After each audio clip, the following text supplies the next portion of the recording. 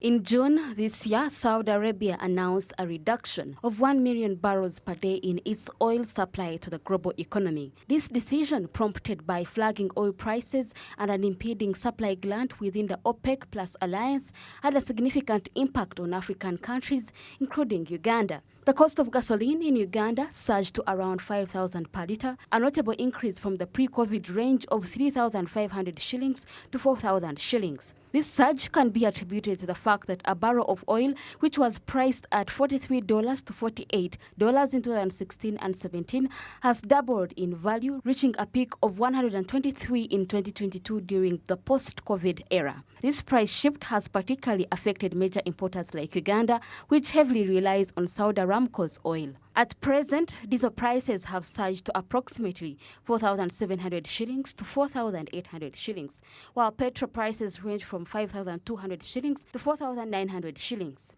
Our discussions with border riders about the possibility of fuel prices returning to pre-COVID levels yielded the following insights. Amafuta tegagenda kukka.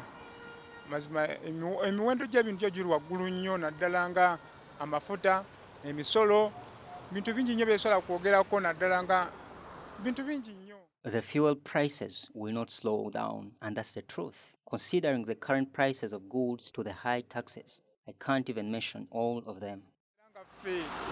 Tumale kukulumba bulumbira maanyi tuloke mukakasa ekintu gavumenti emanye nti emiwendo gy'ebintu giri waggulu nnyo, simanyi kyetubatuzaako. The fuel prices may slow down a little bit to at least 4,500 shillings, but they may not go back to the pre-COVID times. Val Okecho, Shell Uganda's head of communications and district manager at Vivo Energy, attributes soaring prices to uncontrollable factors like the Russia-Ukraine war and the current costs of goods, as price setting is beyond their control. Combination of many factors.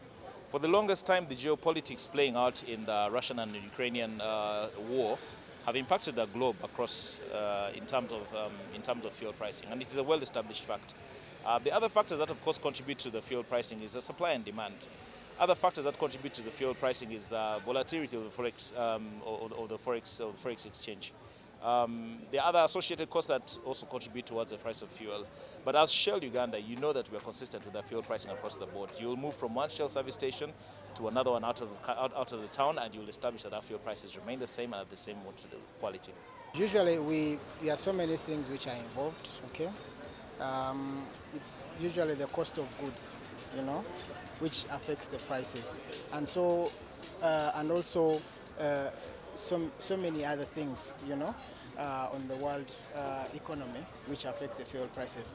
But part of it for us as Vivo is the cost of goods, which we see that it is kind of affecting the prices, which in the end affects our prices on the monorail. Yeah? This was gathered as Vivo Energy's MD, Johan Grobler, inaugurated 10 new fuel stations strategically positioned across the country. This expansion is set to boost convenience, drive economic growth, and foster job creation.